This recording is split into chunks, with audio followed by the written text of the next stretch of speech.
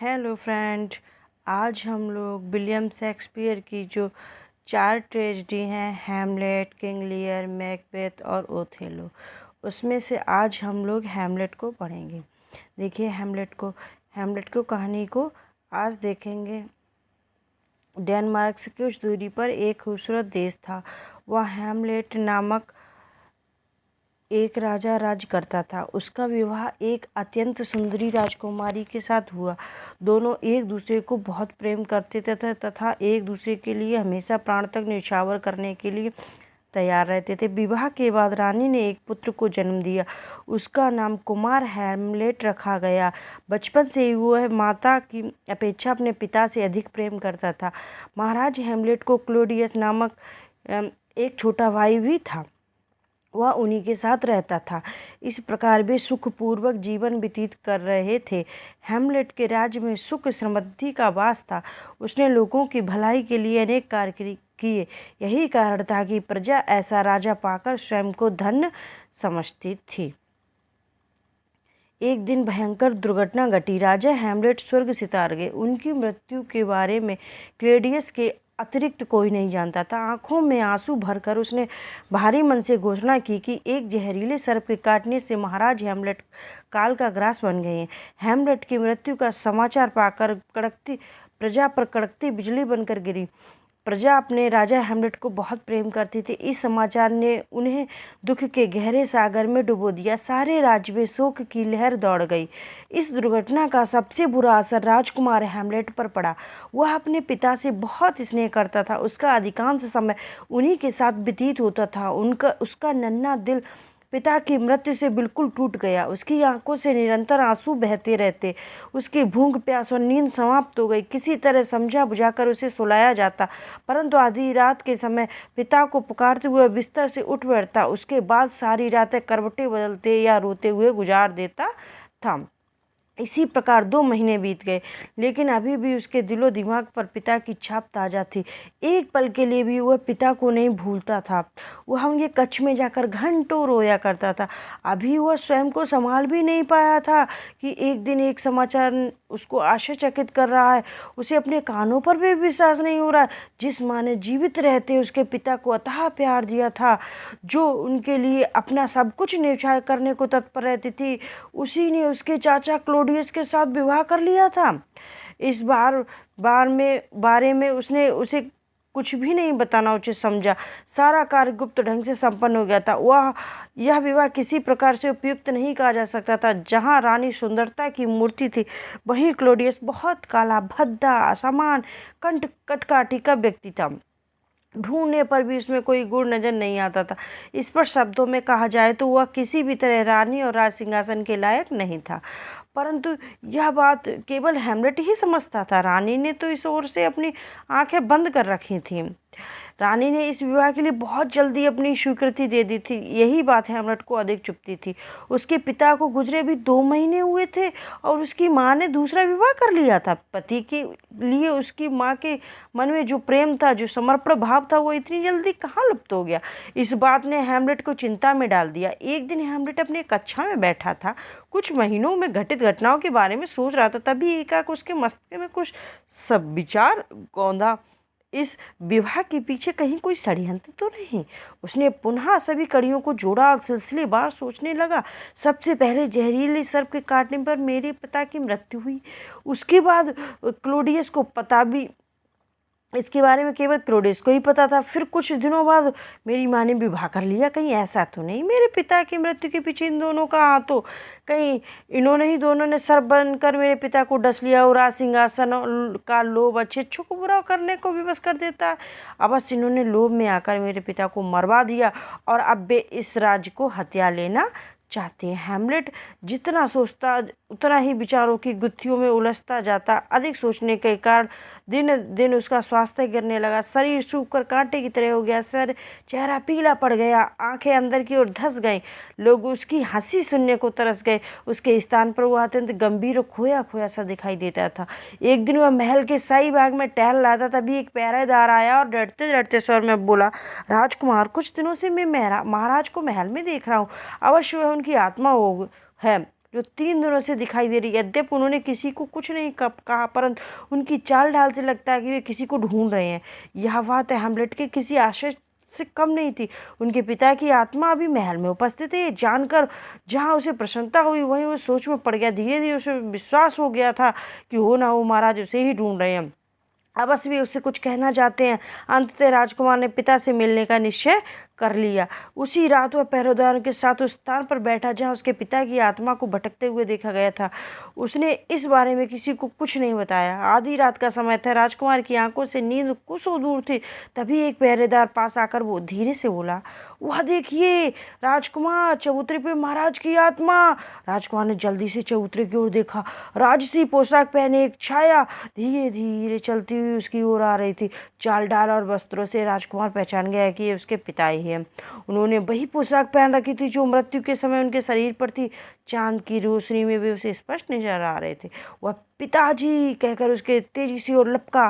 पहरादारों ने उसे रोकने की बहुत कोशिश की, लेकिन सबको छुड़वाकर उस ओर बढ़ गया। जब दोनों के बीच कुछ कदमों की दूरी रह गई, तब छाया ने उसे एकांत कोने की ओर चलने के लिए संकेत किया। एक पल के लिए हैमलेट का चेहरा पसीने से भीग उठा। वो सोचने लगा, कहीं वह प्रेत आत्मा तो नहीं है जो उसके पिता के बेस में वहां घूम रही है। कहीं उसका कोई अहित न कर दे। वह जहां तहां रुक गया। तभी उसकी अंतरात्मा बोली, राजकुमार व्यर्थ का संदेश मत करो, इनसे भयभीत होने की कोई आवश्यकता नहीं है, तुम्हारे पिता हैं। राजकुमार के मन का भय समाप्त हो गया और छाया के साथ एक कोने में पहुंचा। छाया ने नजरें उठाकर इधर उधर देखा। दूर दूर तक कोई नहीं था जो उनकी बातें सुन सके। आश्वस्त हो जाने के बाद छाया ने मुख से पहला शब्द निकाल, कुमार मेरे बेटे। एक लंबे अरसे के बाद अपने पिता की स्नेहयुक्त आवाज सुनकर राजकुमार की आंखों से आंसू उमड़ आए। उसका गला रुंध गया। दिल चाहा कि दौड़कर पिता से लिपट जाएं, उनसे लाड़ करें, परंतु उन्होंने उसे रोक दिया। तब राजकुमार स्वयं को संयत करते हुए बोला, पिताजी अभी तक आप इस प्रकार भटक क्यों रहे हैं? कौन सी बात है आपको मुक्ति में बाधा बन रही है? क्यों आपकी आत्मा बेचैन? मुझे सब कुछ स्पष्ट रूप से बताइए। छाया धीरे से बोली, पुत्र इन सब का एक ही कारण, वह है मेरी रहस्यमयी हत्या। हत्या? ये क्या कह रहे हो आप पिताजी? चाचा जी ने तो कहा था कि आपकी मृत्यु सर्प के काटने से हुई थी। राजकुमार ने आश्चर्य में भरकर पूछा, कुमार मेरी मृत्यु सर्प के काटने से नहीं हुई, मेरी हत्या हुई है। तुम्हें ये बात बताने के लिए अब तक मेरी आत्मा भटक रही थी। आज इस रहस्य से पर्दा उठाकर मेरी आत्मा को शांति मिलेगी। छाया शांत स्वर में बोली, परंतु आपकी यह हत्या कौन कर सकता है? किसने ये नीच काम किया है? आप मुझे बताइए, मैं उस दुष्ट को मैं स्वयं अपने हाथों से दंडित करूंगा। राजकुमार उत्तेजित होते हुए बोला, शांत हो जाओ कुमार, यह कार्य आवेश में आकर करने का नहीं है। तुम मन को शांत करके धैर्य पूर्वक मेरी बात सुनो। राजकुमार कुछ देर तक आंखें बंद करके स्वयं को शांत करता रहा। फिर उसने पिता की सारी बात बताने के लिए कहा। तब छाया सत से पर्दा हटाते हुए बोली, कुमार मेरी हत्या करने वाला कोई और नहीं, मेरा अपना ही भाई है। हाँ, मेरी हत्या क्लोडियस ने की है। जिस दिन मेरी मृत्यु हुई थी, मैं उस दिन दैनिक कार्य निपटाकर शाही बाग में विश्राम कर रहा था। ठंडी हवाओं के कारण मुझे नींद आ गई। उस समय कोई भी मेरे आसपास नहीं था। अफसर उचित जानकर क्लोडियस वहाँ आया और मेरे कान में विषैले द्रव्य की बूंदें डाल दी। उस द्रव्य के प्रभाव से मेरी नसें जल उठी और मेरे दिल जोर जोर से धड़कने के बाद शांत हो गया। इस तरह उसने सब कुछ छीनकर भटकने के लिए मुझे इस लोक में धकेल दिया। कुमार यदि तुम मुझसे प्यार करते हो तो प्रतिज्ञा करो, तुम क्लोडियस से मेरी मृत्यु का प्रतिशोध अवश्य लोगे, तभी मेरी आत्मा को शांति और मुक्ति मिलेगी। अन्यथा मैं युगों युगों तक इसी प्रकार भटकता रहूंगा। राजकुमार को पहले से क्लोडियस पर शक था। पिता की बात ने उनके शक को यकीन में बदल दिया। वह प्रतिज्ञा करते हुए बोला, पिताजी क्लोडियस ने आपको मुझसे छीना है, मैं उसको आपकी हत्या का प्रतिशोध लेकर रहूंगा। जब तक मैं प्रतिशोध नहीं लूंगा तब तक मैं चैन से नहीं बैठूंगा। लेकिन एक बात ध्यान रखना कुमार, तुम्हारी माता को क्षमा कर देना। उसने जाने अनजाने में जो पाप किया उसका फल उसे स्वयं ईश्वर प्रदान करेगा। उसके बाद छाया वहां से अदृश्य हो गई। हैमलेट ने बेचैन होकर पिता को पुकारा, परंतु कोई प्रत्युत्तर नहीं मिला। अंततः वह सिर झुकाए कक्ष में लौट आया। हैमलेट ने जो प्रतिज्ञा की थी उसे जल्दी से जल्दी पूरा करना चाहता था, जिससे उसने पिता की आत्मा को शांति मिल सके। लेकिन ऐसा कार्य से जल्दीबाजी उसकी सफलता का कारण भी बन सकती थी। इसलिए उसने योजनाबद्ध तरीके से इस कार्य को पूरा करने का निश्चय किया। हैमलेट अत्यंत सरल और सीधे स्वभाव स्वभाव का था। किसी की हत्या का षड्यंत्र रचना तो दूर, वह किसी को बुरा भला भी नहीं कह सकता था। इसके अतिरिक्त क्लोडियस के गुप्तचरों को भी उस पर कड़ी नजर रखी थी। हैमलेट सतर्क था, इसीलिए गुप्तचर की निगरानी की बात जानता था। उससे सबसे पहले इस निगरानी से छुटकारा पाना था, तभी वह कोई शिकार की योजना को बना सकता था। तो उसने एक चाल चली और पागलों की तरह व्यवहार करने लगा। उसने ऐसा अभिनय किया कि उसकी चाल डाल व्यवहार और हरकतों से देखकर सभी को लगे वह पागल हो गया। क्लोडियस को उसके इसका कोई खतरा नहीं रहा, उसे चुनौती देने वाला पागल हो गया। इस विचार ने उसे राजकुमार की ओर से लापरवाह बना दिया। इसी के चलते उसने गुप्तचरों को भी निगरानी से हटा दिया। दरबार में एक वजीर था जिसकी ओफिलिया नामक एक पुत्री थी। राजकुमार उसे बहुत प्रेम करता था, परंतु ओफिलिया उसे दूर दूर रहती थी। सभी ने सोचा कि शायद प्यार में किसी असफलता के कारण राजकुमार की होश हवस छीन लिए। यह बात हैमलेट के लिए मददगार सिद्ध हुई। उसने इसका लाभ उठाने का निश्चय कर उसी समय ओफिलिया के नाम एक पत्र लिखा। पत्र की भाषा बहुत ही उलझी और अटपटी सी थी, किसी के लिए भी समझना बहुत मुश्किल था। फिर भी उसका सार केवल इतना ही था कि ओफिलिया से बहुत प्रेम करता है और उसी के कारण उसका ये हाल हुआ। ओफिलिया ने यह बात पत्र उसने क्लोडियस को दिखाया। उसका रह रहकर संदेश भी जाता रहा। उसने राजकुमार को पूरी तरह से स्वतंत्र कर दिया। अब वह कहीं भी बिना रोक टोक के आ जा सकता था। हैमलेट ने जैसा सोचा था उसे वो पूरी तरह सफल हो गया। उसने योजना बनाकर क्लोडियस के विरुद्ध षड्यंत्र रचना आरंभ कर दिया। उन्हीं दिनों नगर में एक नौटंकी मंडली आई थी। वह प्रतिदिन जिस नाटक का मंचन करती थी उसमें एक राजा की हत्या के षड्यंत्र के बारे में दिखाया जाता था। वह दृश्य इतना स्वाभाविक और वास्तविकता के पास प्रतीत होता था कि दर्शकों की आंखें भर आती थी, उनकी मन दुखी हो जाता था। ये नाटक बड़ा लोकप्रिय और राजकुमार हैमलेट ने भी एक बार वह नाटक देखा था। उसे देखकर उसे अपने पिता की मृत्यु की दृश्य याद आ गया। तभी उसने विचार किया, उसने सोचा नाटक मंडली के साथ मिलकर राजा की मृत्यु के दृश्य के बारे में फेरबदल कर दिया जाए और उसे देखने के लिए क्लोडियस को आमंत्रित कर दिया जाए। यदि अपने पाप को लेकर उसके मन में जरा सा भी पश्चाताप है तो उसके हाव भाव ही उसके गुनाह को प्रकट कर देंगे। यह सोचकर उसने नाटक मंडली के सदस्यों के महिला में आमंत्रित किया और उनके समक्ष के प्रस्ताव रखते हुए बोला, मैंने एक नाटक लिखा है। मेरी इच्छा है कि आप मंडली के अनुभवी कलाकार उसमें मंचन करें। इसके लिए आपको उचित पारिश्रमिक भी दिया जाएगा। राजकुमार, अपने लिखे नाटक में काम करके हम स्वयं को धन्य समझेंगे, लेकिन क्या हम नाटक की कथा संक्षेप में सुन सकते हैं? इससे हमें नाटक को समझने में आसानी रहेगी। नाटक मंडली के प्रमुख ने प्रसन्न होकर कहा। राजकुमार नाटक की कथा सुनते ही बोला, ये नाटक गुंजाक नामक राजा की कहानी है। गुंजाक बियाना नामक नगरी का राजा था। वह अपनी रानी विपास्ता से बहुत प्रेम करता था। रानी भी उसे दिलो जान से चाहती थी। राजा का लूसियन नामक एक चचेरा भाई था। एक दिन गुंजान शाही बाग में सो रहा था। लोसियन ने उसके कान में विषैले द्रव्य की कुछ बूंदें डाल दी। इसके फलस्वरूप राजा की जान चली गई। फिर लोसियन ने विपास्ता से विवाह कर लिया और उसकी नगरी का राजा बन बैठा। हैमलेट की ये कहानी क्लोडियस को पापकर्म पर आधारित थी, बस बदलते ही तो केवल पात्र के नाम। नाटक मंडली की कहानी अच्छी लगी और उन्होंने उसमें काम करना स्वीकार कर लिया। निश्चित समय पर नाटक का मंचन हुआ। उसे देखने के लिए क्लोडियस और रानी की विशेष रूप से आमंत्रित किया गया। नाटक के आरंभ में रानी विपास्ता के पति के सामने अपने प्यार की कस्में खा रही थी। वह दृश्य देखकर रानी के चेहरे के रंग उड़ गए। वह पसीने से तरबतर हो गई। अगले दृश्य में राजा को बाग में विश्राम करके दिखाया गया। दूसरी ओर लोसियन विषैला द्रव्य की शीशी लेकर बाग में दाखिल हुआ। उसने सोते हुए राजा के कान में कुछ विष की बूंदें अचानक चौंकने की बारी क्लोडियस की थी। उसका दिल जोर जोर से धड़कने लगा। जिस पाप को छुपा रहा था, रहस्य समझ रहा था, सामने मंच पर उसका खुले तौर पर मंचन हो रहा था। उसकी सांसें थमने लगी। सीना फाड़कर बाहर आने के लिए बेताब हो गया। वहां पर अधिक देर तक बैठना उसके लिए असंभव था। अब अतः तबीयत खराब होने का बहाना बनाकर वो रानी सहित वहां से चला गया। इस नाटक के मंचन के पीछे हैमलेट का जो उद्देश्य था वो पूरा हो चुका था। एक कोने में बैठकर सब देख रहा था। उसके पास ही उसका विश्वसनीय मित्र बैठा था। दोनों ने क्लोडियस और रानी के चेहरे के उड़ते हुए रंग को देखा।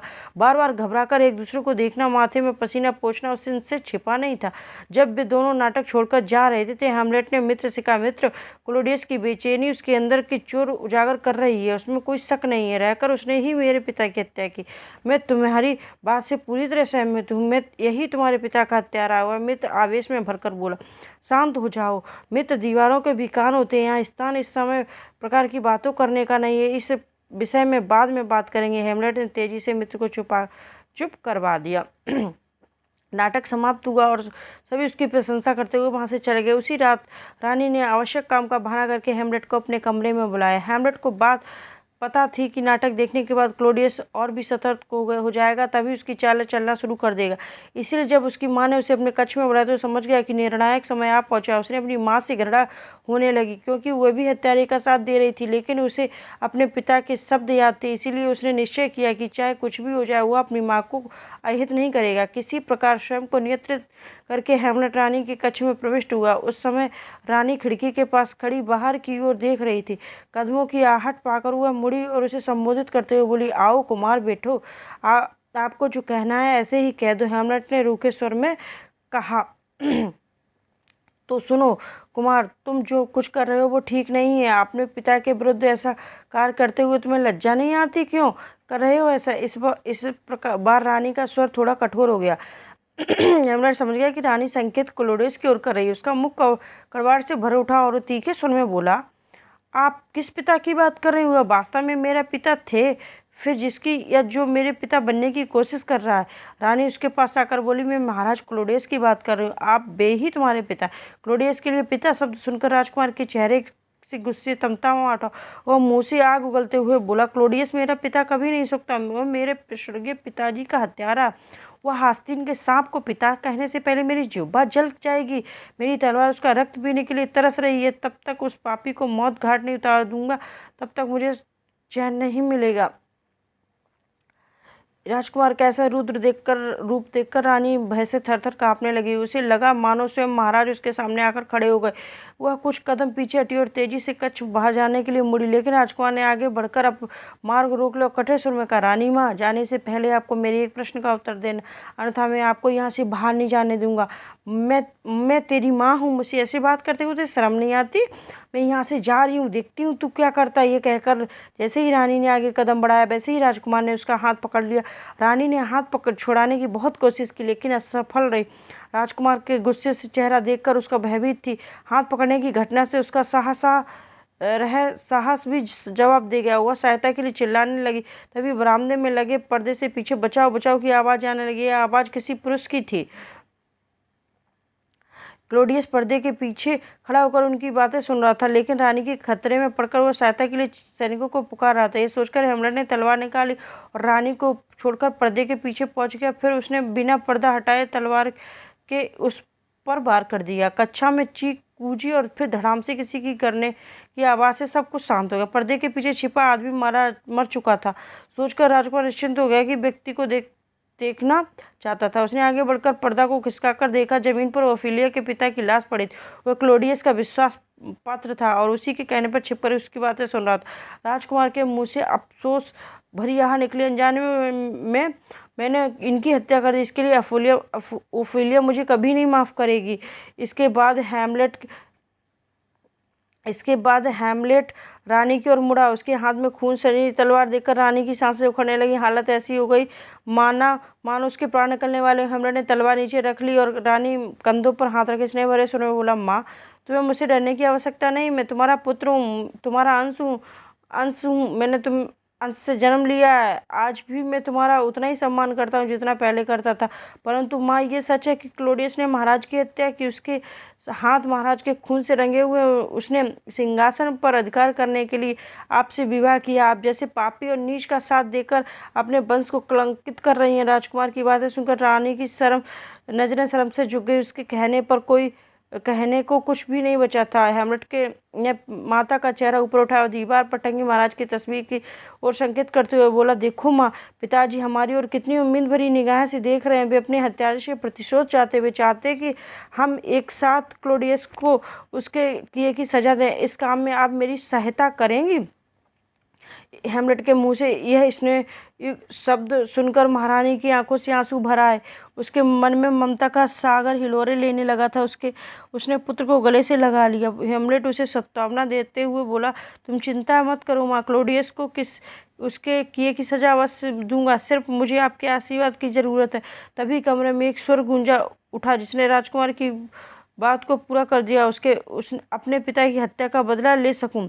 राजकुमार ने चौंककर स्वर की दिशा की ओर देखा। वहां उसके पिता की आत्मा खड़ी हुई थी। वो खुशी में चीख पड़ा, पिताजी, आप आ गए। पिताजी, महाराज की आत्मा शांत स्वर में बोली, पुत्र, मैं तुम्हें यहाँ तुम्हारे कर्तव्य की याद दिलाने आया हूँ। तुम्हें अपनी प्रतिज्ञा याद है ना कुमार?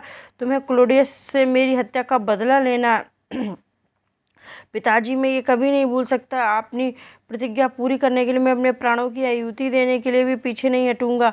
उससे अपने आप पाप का फल अवश्य भुगतना पड़ेगा। राजकुमार उत्तेजित स्वर होकर बोला, पुत्र याद रखना, जब तक क्लोडियस जीवित है तब तक मेरी आत्मा को शांति नहीं मिलेगी। मैं इसी तरह यहाँ वहाँ भटकता रहूंगा। उससे प्रतिशोध ही मेरी मुक्ति का एकमात्र उपाय। ये कहकर राजा की आत्मा अदृश्य हो गई। रानी आश्चर्यचकित होकर कभी राजकुमार को देख रही थी, कभी उस स्थान को देख रही जिस ओर राजकुमार मुंह करके बोल रहा था। ना तो उसे वहाँ कोई दिखाई दिया, ना किसी की आवाज़ सुनी, परंतु उसे अपने चारों ओर सर्द सी एक लहर अवश्य महसूस हुई। उसी के कारण वो थर थर काँप रही थी।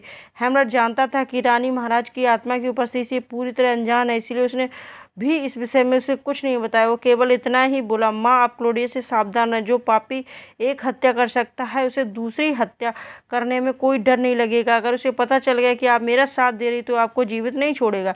इसलिए जो भी कुछ करना सोच समझ कर करना। ये कहकर वो कक्ष से बाहर चला गया। उधर क्लोडियस के गुप्तचरों द्वारा माता पुत्र के स्मरण की खबर हो गई थी। उसने निश्चय कर लिया था कि कल वह राजकुमार को विदेश भेजेगा। दूसरे दिन प्रातःकाल उसने हेमलेट को बुलाया और कठोर स्वर में बोला, कुमार, कल रात तुमने सबसे वरिष्ठ और वफादार वजीर की हत्या करके हमारे लिए संकट पैदा कर दिया। इस घटना से प्रजाजन क्रोध और असंतोष की लहर उठ रही, इसीलिए उचित है कि तुम यहाँ से कुछ दिनों के लिए कहीं दूर चले जाओ। मैंने इसका सारा इंतजाम कर दिया। जब यहाँ सब कुछ शांत हो जाएगा तब तुम्हें वापस लौट आना। इसके बाद उसने 2 विश्वसनीय अधिकारियों के साथ राजकुमारी को जबरदस्ती जहाज पर चढ़ाकर विदेश भेज दिया। अफसरों को विशेष हिदायत दी कि मार्ग में अफसर देखकर उसे मौत के घाट उतार दिया जाए। राजकुमार उसके इरादों को भली भांति समझ रहा था, लेकिन वो विवश था। परंतु जाको राखे साइयाँ मार सके न कोई। मार्ग में समुद्री डाकुओं ने जहाज पर आक्रमण कर दिया। दोनों पक्ष में भयंकर युद्ध हुआ, जिसमें दोनों अधिकारी मारे गए। परंतु डाकुओं का सरदार हेमलेट को पहले से पहचानता था, अतः उसने उसे ससम्मान वापस डेनमार्क भेज दिया। डेनमार्क पहुंचकर राजकुमार को एक बुरी खबर मिली। पिता की मृत्यु से ओफेलिया को गहरा सदमा पहुंचा था। वह सदमे को सहन न करने के कारण उसने आत्महत्या कर ली थी। उस समय उसकी अंतिम संस्कार किया जा रहा था। इस खबर ने हेमलेट को बुरी तरह से हिलाकर रख दिया। वह विक्षिप्त की तरह तेजी से उस ओर भागा जहाँ ओफेलिया का शव रखा हुआ था। उसका भाई उसे दफनाने की तैयारी कर रहा था। उस समय क्लोडियस, रानी तथा अन्य दरबारीगण उसकी अंतिम क्रिया में उपस्थित थे। हेमलेट तेजी से भीड़ को चीरता हुआ आया और ओफेलिया के शव से लिपटकर जोर जोर से रोने लगा। उसका भाई एक पल के लिए भौचक्का रह गया। फिर उसे याद आया कि उसी ने उसके पिता की हत्या की थी। इसी के कारण उसकी बहन उसको छोड़ के चली गई। उसने हेमलेट को पकड़ लिया और लात घूंसे से उसकी पिटाई करने लगा।